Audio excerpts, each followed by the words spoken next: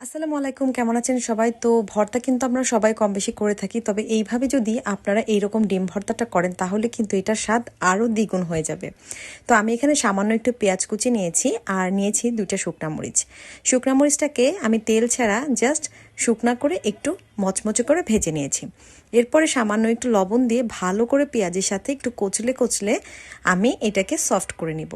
দেখেন পেঁয়াজটা এরকম সফট হয়ে গেলে এরপরে আমি এখানে দিয়ে দিচ্ছি সামান্য একটু ধনিয়া পাতা। ধনিয়া পাতাটা অবশ্যই দেওয়ার চেষ্টা করবেন, তাহলে কিন্তু ভর্তার ঘ্রাণটা এবং স্বাদটা আরও বেশি বেড়ে যায়। দিয়ে দিচ্ছি সামান্য একটু খাঁটি সরিষার তেল। এবারে সব কিছুকে একটু ভালোভাবে হাত দিয়ে কচলে কচলে একটু মাখিয়ে নিব। এরপরে আমি এখানে অ্যাড করে দিচ্ছি সিদ্ধ করে রাখা ডিম। এবারে ডিমের সঙ্গে একটু ভালোভাবে সবগুলোকে আমি আস্তে আস্তে একটু সুন্দর করে মিশিয়ে নিব। দেখেন খুবই চটজলদি আর খুবই তাড়াতাড়ি কিন্তু রেডি হয়ে গেল এই মজাদার ডিম ভর্তা। আমি কিন্তু এটা রাতে ভাতের সঙ্গে খেয়েছিলাম, খুবই মজা ছিল। আপনারাও কিন্তু এরকম শীতের রাতে হালকা একটু গরম ভাতের সঙ্গে কিন্তু এই ডিম ভর্তাটা ট্রাই করতে পারেন, খেতে অসম্ভব মজা হয়। আর যারা আমার প্রিয় প্রবাসী ভাই বোনেরা আছেন তারা কিন্তু চাইলে এই মজাদার বাঙালি খাবারটা বিদেশে বসেও এনজয় করতে পারেন।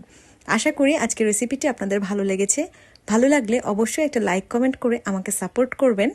আর আপনারা সবাই ভালো থাকবেন। আল্লাহ হাফেজ।